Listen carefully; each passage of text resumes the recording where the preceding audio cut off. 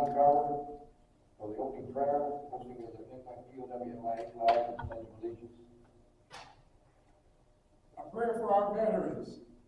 O God, our Heavenly Father, you have blessed us with brave men and women who are willing to defend our freedom. May your protection and grace surround them each day. Let your healing hand be upon those who suffer wounds and injuries.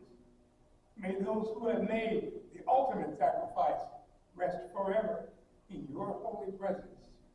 Comfort the families who mourn and are left to remember the precious lives of their loved ones. Help us to honor and support them. Let us ever be mindful of each sacrifice made on behalf of the American people by our sons, our daughters, husbands, wives, mothers, fathers, and friends. Amen. Amen. Amen. And my apologies, I forgot to bring POWMIA flag that is now to be placed on the chair. However, I will read what it's about. The POWMIA empty chair is placed at all official meetings of the American Legion as a physical symbol of many American POWMIAs still unaccounted for all the wars and conflicts involving the United States of America. This is a reminder for all of us to spare no effort to secure the release of any American prisoners from captivity, repatriation, and the remains of those who died bravely in the defense of liberty and the full accounting of those missing. Let us rededicate ourselves to this vital endeavor. We will just, the chair is in place, we will not have the flag on it. Membership recite the Pledge of Allegiance. Pledge allegiance to the flag of the United States of America and to the republic for which it stands, one nation, under God, indivisible, with liberty and justice for all. Everyone be covered. We'll now recite the preamble of the American Legion.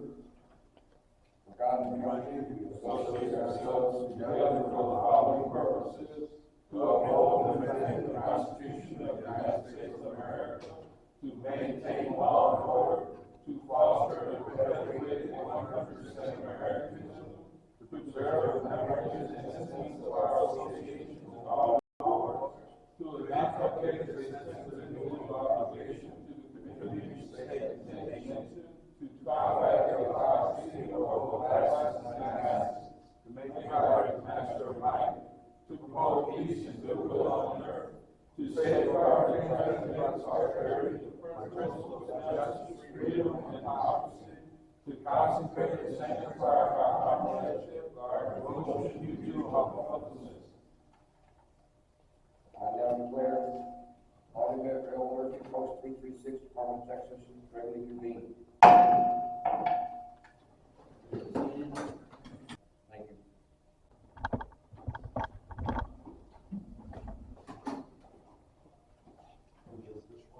Yeah.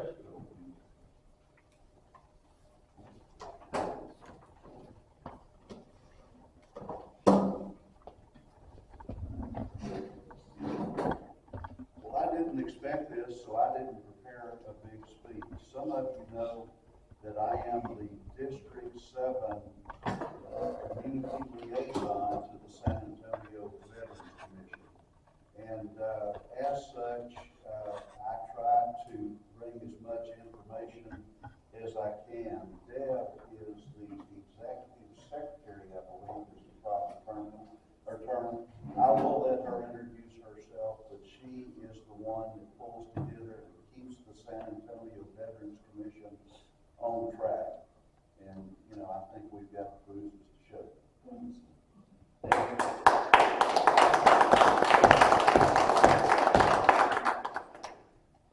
Hi, thank you all for having me here today. So, Debra Clark, City of San Antonio Military and Veterans Affairs Department.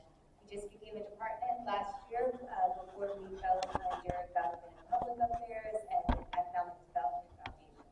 So I want to give a brief history about the department and then move over to the back. So the reason we started under the Economic Development Department is because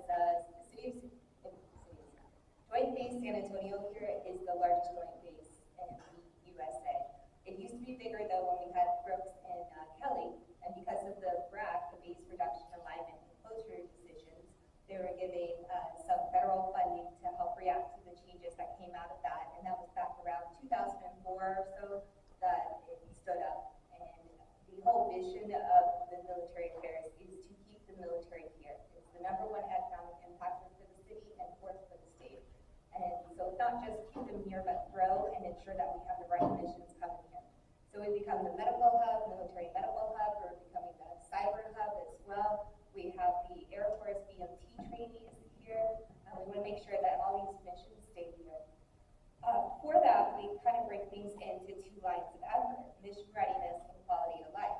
So mission readiness is a lot of financial benefits for the military, like doing paving agreements. So we have intergovernmental support agreements here. So the city gets all the paving projects for the installation, but that's a win all around. It saves the military money. They don't have to go through the whole bar process and vet out all the contracts all the time. The paving actually comes over to the city, but then it goes to local small businesses who go out and they do the paving agreements. We move on to like fence line fixes there. There's egress lanes that have been added, and those requirements all come from the installation. They say what their priorities are, and then we work to get DI and DSIP grant money from the state and from federal, and then put city funds onto it as well to help save the military cost and ensure that their missions are protected. And then the mission readiness too also goes into encroachment. There's the legislative session that is happening right now. There's over 80 bills that are military related, but there's some of them that my director is going to go up and kind of talk about and advocate for some changes, and particularly ones that are going to affect the installation's ability to do their missions. So we got a 5-mile buffer around all the installations except for Fort Sam. It's 3 miles, and that's to ensure their trainings are protected. So any zoning changes, things like that, there's lighting agreements are in place, there's the tree ordinances, and that goes into the Camp Poulos having their training missions. There's endangered species in that area. We don't want all the endangered species to go over to Camp Poulos if the neighborhood cuts their trees, right? And they go on there, and then the military can't do their mission, and they have no reason to keep Poulos open. So that is a lot of what my supervisor does, Tim Oliver, who's retired Lieutenant Colonel in the Air Force. And then our director, Major General Juan Ayala, he's retired Marine Corps. So they do a lot of that advocating, that mission readiness, coming up with those agreements. And then on the other side of it, so that's our whole department, 3 of us. And then the other side of it is the quality of life side. Because military spouse employment, it's a top 4 reason for retention. And it's a reason that if somebody is going to get out of the service, they're more likely to stay in San Antonio if their spouse is gainfully employed here. It's a big retirement city. We have all the medical facilities. We want to make sure that they grow. Was that EFA? My goodness. VA ribbon cut-in this morning down on the south side. There's another one coming up, I think next month up in the Broncos, and then there's a 3rd one coming up soon, also on the south side, where there's a big medical desert down there. I couldn't get into the VA down there at all. So, but trying to advocate for more of that, so that they meet with the director of the VA, the big heads up there in Washington. They're like, yes, please come to San Antonio. We have a veteran population. We support the military. We want them to stay, and try to match that by actually putting funding behind it and not just saying that we support. So we do hold the trademark Military City USA in our office, and that was going back through historic documents to show this support over time. But being a team of 3, right, there's not that much that we can do except for foster all these collaborations and try to build partnerships there.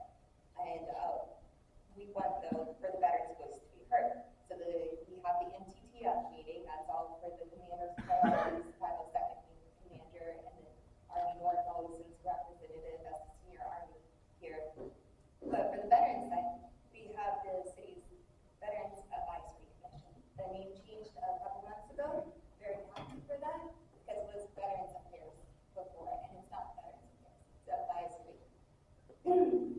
And that's largely because it's each city council member has a representative and the mayor. And they have one representative that with voting power and that's supposed to be their voice there. We went and got that changed in December, thankfully. So now we have the community liaison positions as well. They don't have the voting authority. We couldn't win that fight with legal. It was 3 years of trying to update the bylaws from 2001. So bylaws were old enough to drink at that point, and finally got them updated, included this position into it, and it's a way to just kind of expand that reach.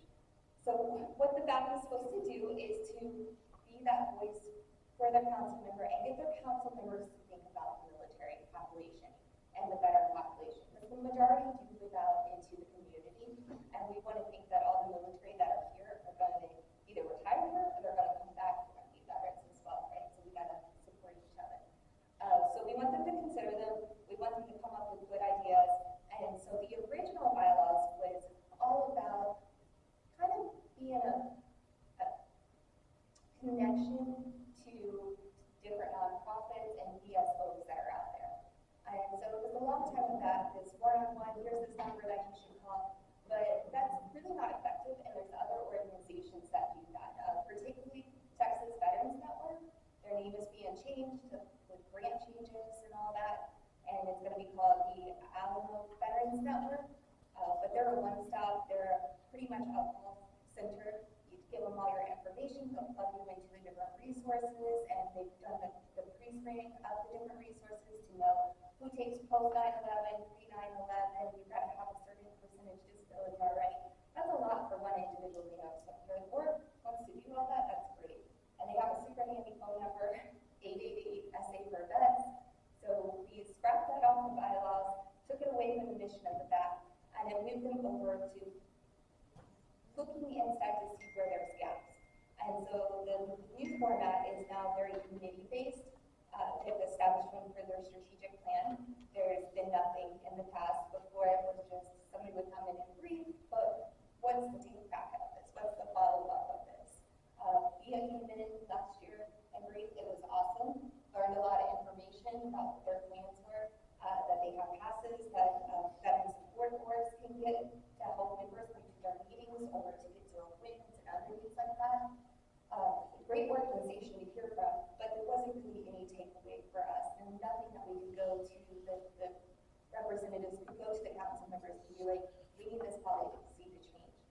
One thing that the BAC has done, for example, is before support boards, veteran support boards could ask for an exception to policy to have fees waived at city parks to use facilities there. It's not an ask and do you know somebody type deal anymore. There's just a form that you fill out if you're going to get it. So we're just kind of streamlining that, modifying that into the city policy right there. We're working on adding Medal of Honor to codify the city policy as being one of the parking exemptions, because that's not on there right now. So highest award, and it's not on there, so we're working on that. And so the goal is to have this place to have this change, but to also hear those voices and hear what's going on in the community, to be able to be like, here is Texas Veterans Network's number, but to look for those trends at the same time. So they've made the strategic plan one. That right now is going to be a 3-year plan just to get something going for 3 years and start that right away, and then immediately start building, that hopefully this year start building the next 5 years plan out. So that way there can be action. Veterans Day Committee is one, and we want the council members to show up and stuff. But we don't want to always rely on the same council members to show up. We want the variety of them, and we want them to know why they're there and to have that impact. So today, it was District 3 Councilwoman was at the event, and it was great. We learned that she's a military child. Her father's a Vietnam veteran, and we don't engage enough with her, really. So when a month of military child's coming up in April, instead of just picking a council member, get one that it actually connects to, right, out there, and get them out there meeting their veteran population, understanding the concerns. Let's see, veterans housing support. So there are some groups and organizations focused on unhoused veterans, but there's less on keeping individuals housed. So the Texas Veterans Network, soon to be Alamo Veterans Network, they fall under ACOG, the Alamo Area Council of Governments. Also under ACOG is this, I forget what their name is, but this other veterans initiative, and they work with keeping veterans housed instead of going to centers or homes where they can get medical care. So it's more kind of focused on that, is the medical care. This instead is focused on stopping things from snowballing. With hopefully a big piece of it, if I can sway it that way, is the fixing code violations even, right? So you just kind of get hurt, you get behind it, fence falling down, and things start piling up on top of it. But why aren't you fixing the fence? Because your AC broke and you're trying to save money for that. And you don't have money for that because of something else, right? So it's like, okay, let's get in there and at least like try to get people away from the court for something as simple as code violations if it's a fix right there. So hopefully a little bit of that if I have my way. So, and then we are an Elizabeth Dole Foundation in Pearl City. That's focused on caregivers. And that was something that the city signed back when there was Ivy Taylor, and was that right? And so that was tasked to the back to support. And so they kind of have to have that one, but it's also a really great one, right? Because our military and veteran population is a little unique here. First, we have more than a lot of other states, but our military coming in, we have all warrior transition units here, right? And then we also have all these medical facilities, and it's less deploying units. I came here, stationed here. I went to Army North and then PCS on site to Army South, and did company command there, all lieutenant colonels and colonels pretty much. And then it was compassionate reassignments and EFP. So that's a lot of the population we have. We do have the airmen that are here for their training, but they don't really reside here. They're just here on the move outdoor, right? So instead, we have people that have been in combat units the whole time, and been going, and now they finally come here, they start going to their medical appointments, and then they suddenly get medical like myself. So I was 10 years in, Army Captain, came up on the majors list a week after my final out. And I was pretty upset about that, but fortunately the city scooped me up, and the VA system here has been great once I figured it all out. But I sure wish I had a caregiver at first, somebody just to remind me to take my medicine and help me understand the VA's processes. And so the more that we can help those caregivers identify as caregivers is one, is to first know, like, okay, you do kind of have the support role, like VA stuff is complicated. I don't have TRICARE, so I can't imagine adding that on top of it. So to navigate all that, the more that we can have that assistance there, that's internal with somebody that understands how to speak to us better, that's better. And so with that, Elizabeth Dole Foundation, they do a lot of the national advocating. They work directly with the VA on a lot of things. So the caregiver committee, I take the national updates, I speak with them once a month, bring that down to let other support orgs know that are in the caregiver community, and then just cross-share local events, because we don't want any caregivers to get burned out. Like UTSA has a caregiver network for military caregivers, but there's like 5 or 6 that attend their stuff. So if other people know about the UTSA funds, it may open it up. Then they can have more show up, so they don't feel obligated to show up in order for that resource to be there in case somebody needs it. There's that crosstalk there. And then the support orgs can do more and make sure they're not duplicating.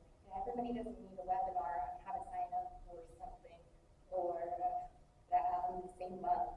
Like, we can spread that out. But I emphasize that one more because it's been going on a little longer. It's a little more established. There's some framework for it. But to also show how these committees under the back are open to the public and into organizations. And that's really the way to come in and try to make some change, because the back meetings are moving a lot to being the reports from the committees. And these committees are going to be established by the strategic plan. So we'll see how that goes. So all the back meetings are open to the public. Anybody can come in, anybody can do public speaking, but we are moving to the And the community liaisons, we still have open for 1, 5, 6, 8, and 9 at this time. And those are working with those district reps. So you do kind of have to get along with your council members, but all the council members have their elections coming up too. And that will make all of that positions have to be reapplied for. Expect about half of them to reapply over for the new terms. Just because life changes around, the terms are 2 years for that. And I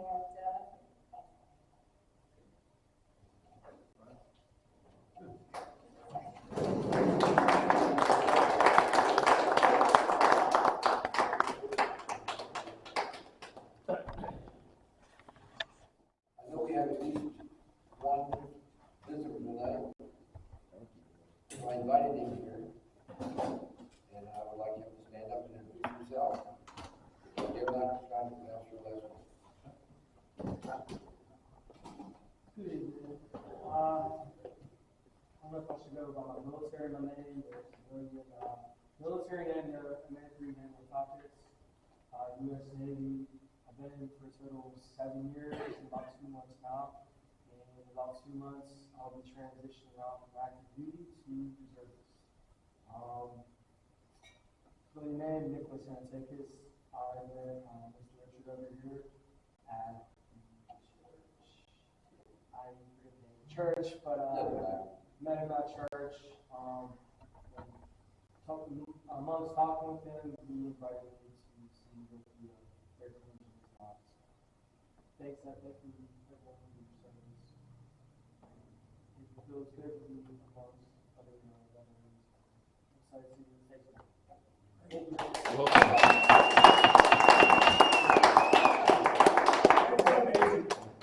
Sorry. Thank you for your service. I talked about this at the executive committee meeting. Live Oak has invited our guard to participate in their veteran, our Paraphrasing Day parade on May 20th. I think that's a Saturday. They asked me, of course, are we going to have just a color guard? Are we going to have a vehicle? If we do, what size is it? I have to know how long it is. So the question, and I need to get this filled out and back to them. And as far as I know, we're going to participate. I haven't heard the names on it yet. Color guard is being reformed. Can you say something? Yes. If we go and we're going to march in a parade, I think we'll take a truck, either Ricardo or Roy. So if some people who don't want to march, they can come, because we're going to need that depending on how that parade goes. We don't know how everybody's health is as far as marching. So we'll have a vehicle, we'll have a color guard unit, say 4 to 6, and then a vehicle. We can decorate a vehicle, and we don't know how many total will go, but that's what we'll do. The only thing they really want to know is if it's a pickup truck, Be a pickup truck. approximate length required for every part, and that's all I need to know. Whoever decides to, 18 feet? they don't length their truck. About 18 feet. Okay? So we're gonna do the pickup truck, and we're gonna do the color guard.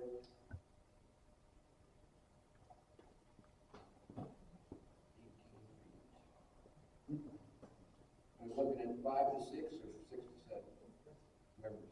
For the color guard? Yeah. I would say 5 to 6 marching.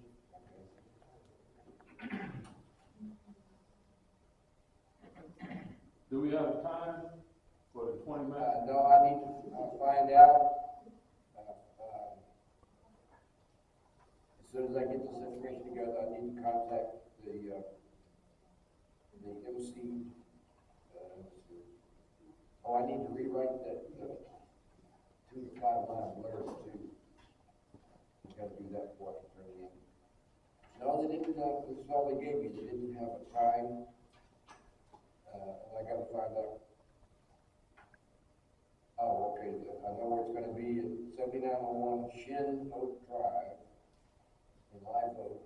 I just need to know what time and where we're supposed to meet. I'll find that out and bring it up to the executive committee at the next meeting.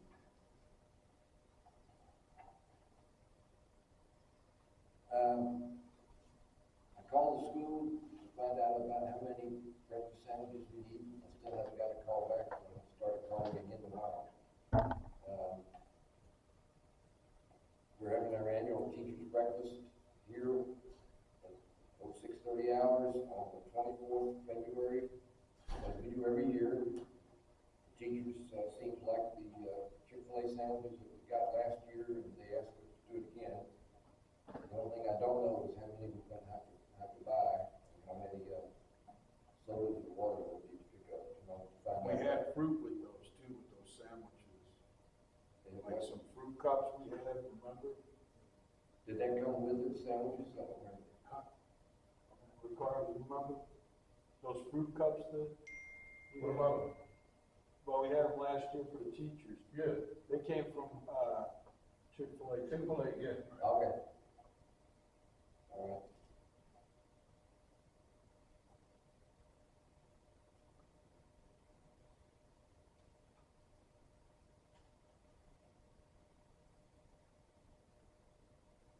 Also, I'm going to need, obviously, as every year, we need volunteers.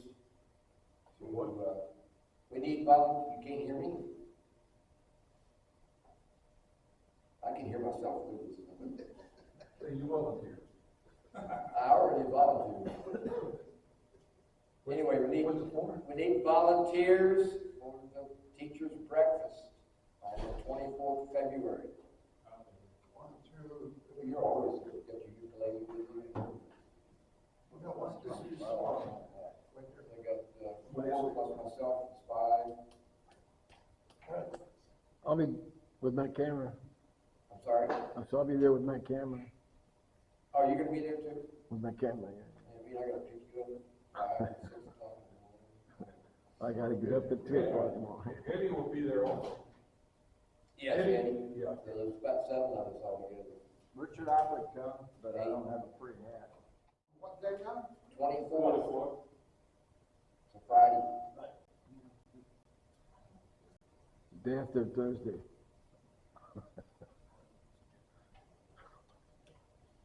The Bubba's Dying to Donate has been rescheduled for the 28th, which is a Tuesday, 28th of February. They'll be, what they do is you go in and then introduce yourself as a veteran or member of Legion Post 336 and ask them to turn your ticket in, your receipt in, and then we get 10% of all the proceeds. Last time we had, I think we got $50 out of that. That was during the whole stuff. Well, we've had some good months. Yeah. Where we've done good. Used to get proceeds from 3 different locations. They cut it down to 1 location, and the one at Military Drive and 410. February 28th, is that right? 28th, all day long. Spencer, we still want to try to do the 6 o'clock thing? Yeah. Okay. For all the military members, all the Parent Legion members who want to, and their spouses, of course, who want to wait until the end of the evening to Dying to Donate. We're only going to try to, Spencer or Roy will try to see if we can get us a couple tables reserved so we can all sit around and chew fat and eat fat.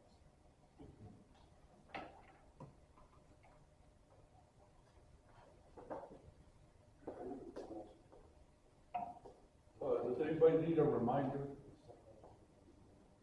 Well, we have the recruiting table. That's been changed. Remember, you ever bring it up on old business? Yeah.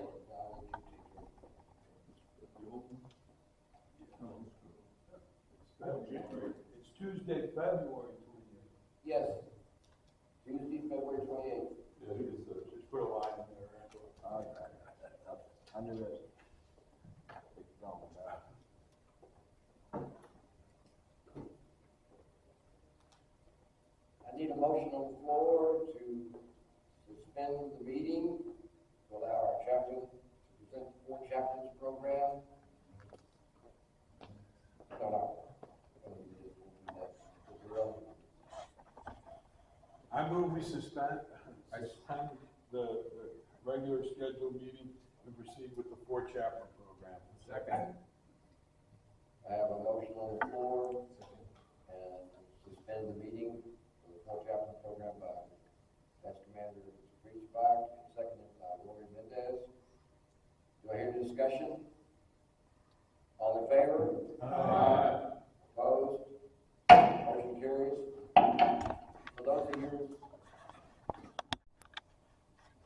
On February 3rd, the Dorchester was tragically sunk. Of the 902 on board, only 230 survived. Many of those survivors owed their lives and courage to the courage and love and leadership exhibited by the heroic 4 chaplains who sacrificed their lives, created a unique legacy of brotherhood.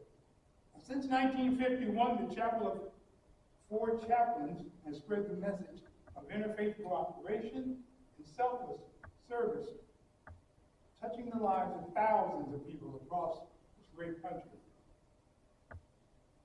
Thousands of 4 Chaplain memorial services are always conducted across our nation on or near February 3rd. This service is a tribute to those courageous chaplains and the 672 brave young men who lost their lives on that fateful night. Further, this service honors all those who have served and those whose courage and faith have sustained our country. It's imperative that we teach our children and youth about the great events and great sacrifices for young people, because they're our future. It's vital for them to understand what selfless service on behalf of others can accomplish.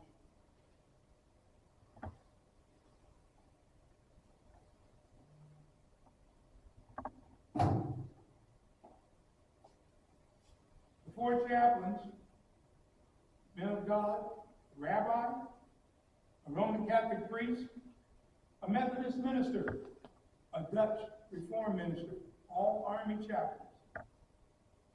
They gave their life jackets to save 4 soldiers, and in doing so, gave their only means of survival away.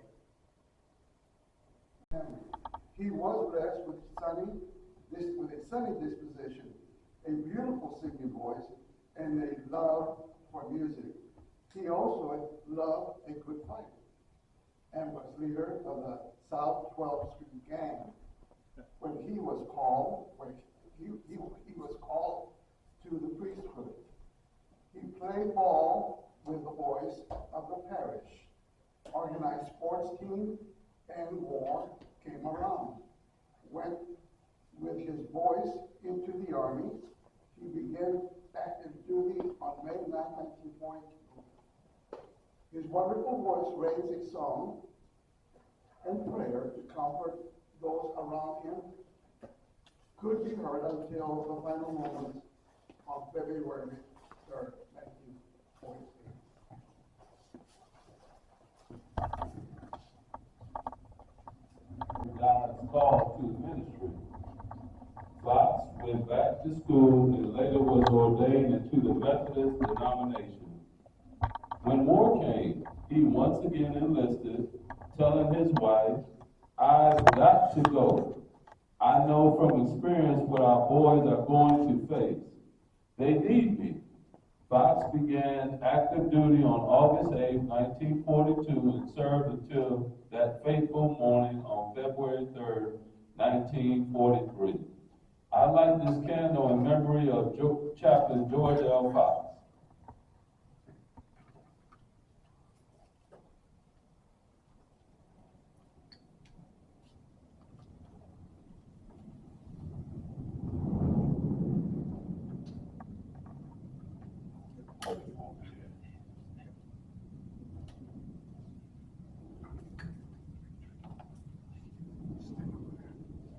Chaplain Clark V. Poling.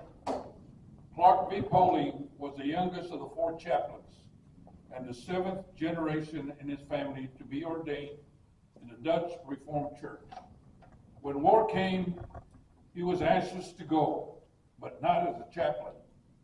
I'm not going to hide behind a church in some safe office out of the firing line, he told his father. The elder Poling replied, don't you know the chaplains have the highest mortality rate of all? As a chaplain, you'll have the best chance in the world to be killed. You just can't carry a gun to kill anyone yourself. So Clark Poling left his pastorate in Schenectady, New York, and enlisted as a chaplain. Just before he left for active duty, Clark asked his father to pray for him. Not for my safe return, that wouldn't be fair. Just pray that I shall do my duty and have the strength, courage, and understanding of men. Just pray that I shall be adequate. Poling began active duty on June 10, 1942, and served until February the 3rd, 1943. I light this candle in memory of Chaplain Clark V. Poling.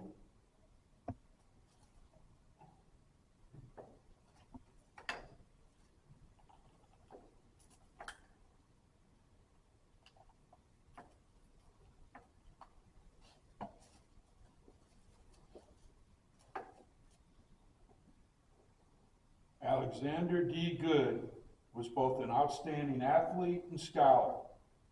Following in his father's footsteps, this young man, known for his laughter and love of life, became a rabbi.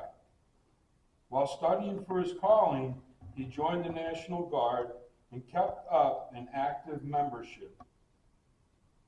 The return of the body of the unknown soldier had a profound effect on Good. He attended the ceremonies, choosing to walk the 30 miles rather than drive or take a bus because he thought it showed more respect.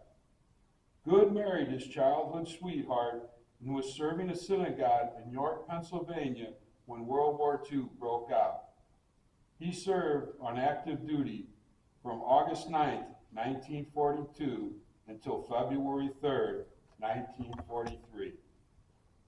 I light this candle in memory of Chaplain Alexander D. Good.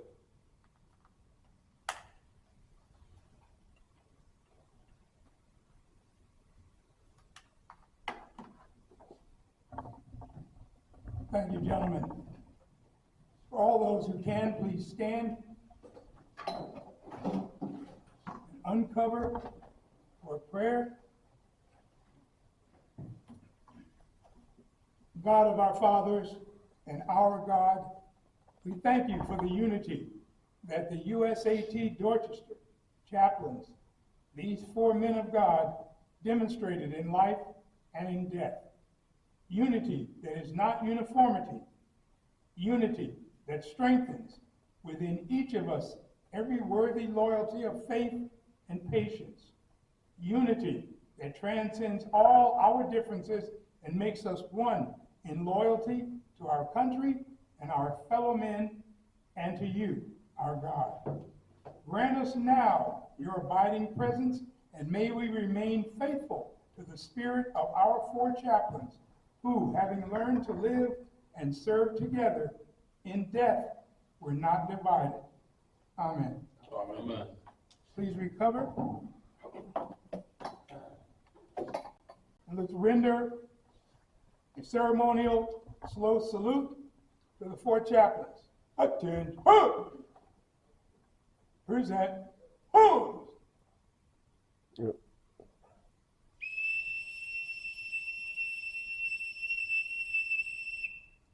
Order.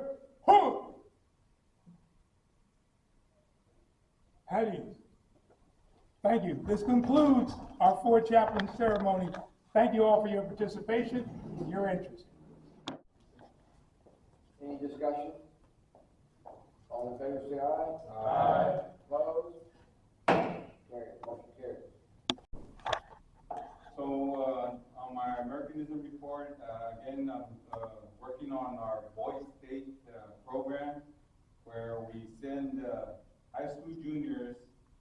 that are currently juniors going into their senior year. We send them up to the University of Texas at Austin and have them learn state government that's being taught for the whole week down there in UT. The dates are June the 6th through the 11th. And again, our 5 high schools that we sponsor would be Army Chaplains, Marshall, Stevens, Clark, and Brandeis. So anybody out there that knows a high school junior that might be qualified and interested in attending this program, get with me, and we'll give you some more information. Having said that, I don't know if I need a motion or something, but I need some funds to put together some pamphlets and a flyer that I want to set into a package for our 5 schools, and hopefully maybe send out to the 3 different teachers or counselors to get them interested, and some literature that they can go over and see if they have a student in their class that would qualify to go to this program. So I want to print some flyers and pamphlets, maybe get it, send it to Kinko's or somebody. I don't know if I need a motion for those funds, or just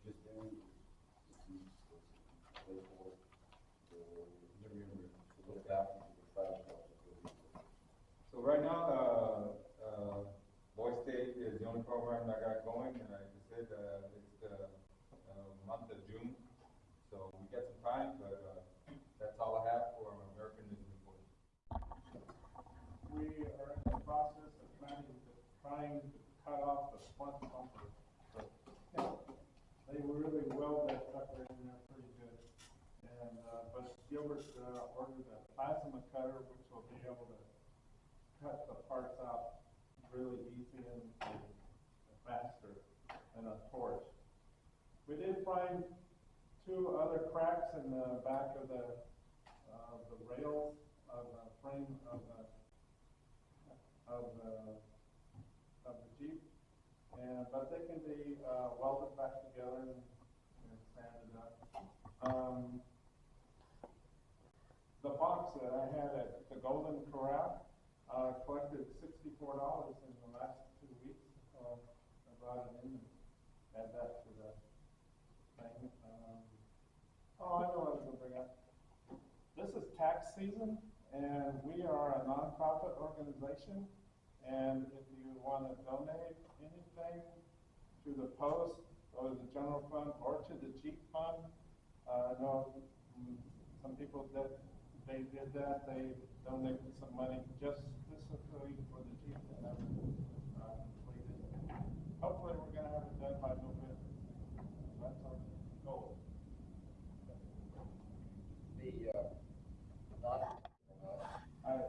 He didn't give me a better letter.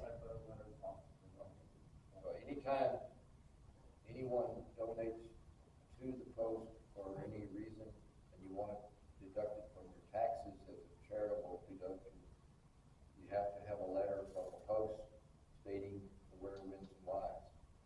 Otherwise, the IRS will accept it if they audit you. Anyways, enough said about that. New business. Next executive committee meeting is the 7th of March. Flagship Health, that's also the first Tuesday in March.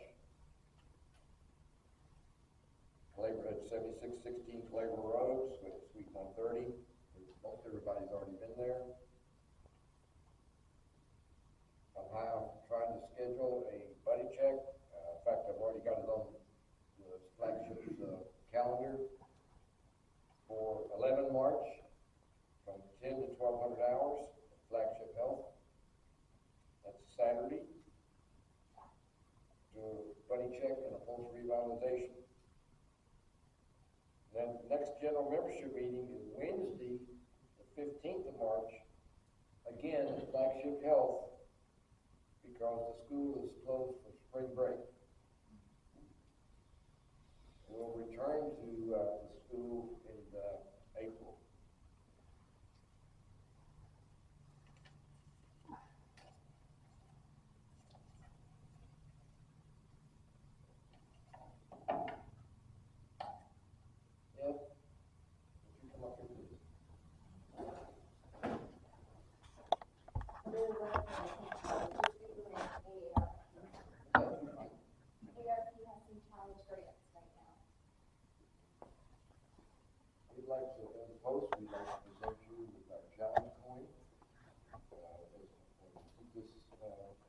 token of our appreciation.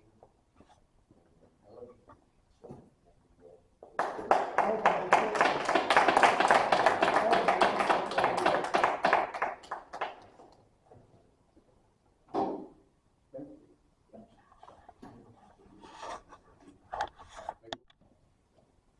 For the good of the American Legion, is there any further business to come before the meeting? Yes. Commander, real quick, of course, on the commander's note, you mentioned about our trying to donate that.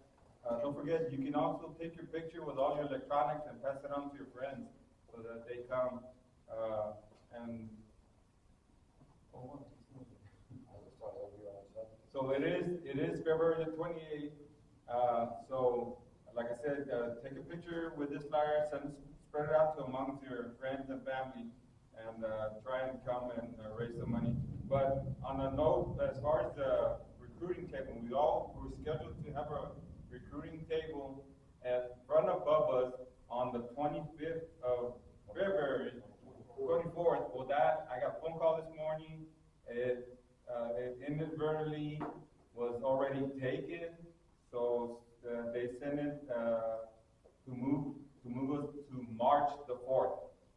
So what we do, we set up a table in front of Bubba's, and this is going to be a Saturday, the 4th of March, from 4 to 7. We're going to sell our Legion, our great Legion, to people that walk into the Bubba's, and maybe we can get some veterans to sign up to join our ranks. So again, not going to be the 24th of February. We're moving it to March the 4th. It's a Saturday from 4 to 7. So I don't think we need to set up any schedule or split shift. Just show up 4 to 7. Yeah. No. Yeah. So. This is February 20th. So there was a.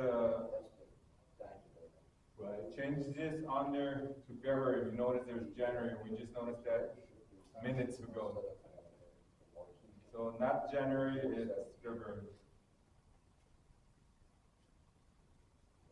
That's it. Is there any further business to come before the meeting?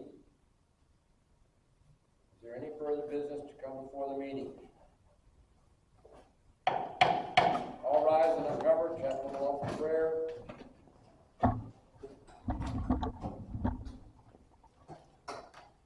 Our Heavenly Father, we deem this a fitting time to pay our respects to our departed comrades.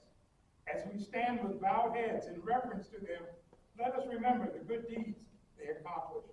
Let us revere them as good soldiers who fought the good fight in a just cause. Let us silently pray for peace, the peace that passes all understanding.